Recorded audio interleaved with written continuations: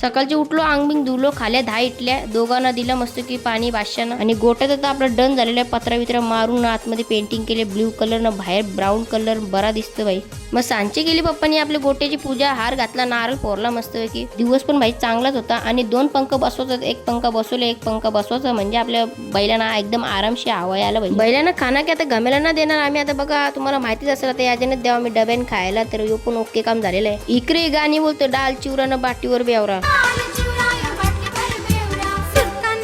तसंच बघत होतो घरात काय बनलं, बघतो तो डाल, कारण की आहे आपल्या साईबाबाचा वार. मग सकाळचे ना पवलो पाया, मग आता पवलो आलो आईचे रांग. बघतो इथं बाई जेवलंच ना बनला अजून, म्हणजे पनीरची भाजी बनणार. यो बघा आपला गोलू बाई. मग बिना टाइम वेस्ट करून मग आम्ही बैला घ्यायचे पहिले, आम्ही पहिला नारळ फोडून घेऊया. मस्त केले आरती. आता फोडतो नारळ, फुटला बाई, निघला मस्त पाणी. मग फायनली आणले त्यांचे आम्ही न्यू घरामध्ये. तर उतरलं आता डोक्यावली टेन्शन, कारण की आपले गोट्याला टाला पण मारू शकत आहे, दरवाजा आहे ना बाई. मग आता काही टेन्शन घ्यायचं ना बाई. तर गाईज कसा वाटला तुम्हाला माझा आजचा व्लॉग? आणि पहिला तर तुम्हाला धन्यवाद, कारण की तुमच्यामुळेच माझे 3K फॉलोअर्स कंप्लीट झालेत ना. असंच भाई सपोर्ट करत राहा लास्ट पर्यंत.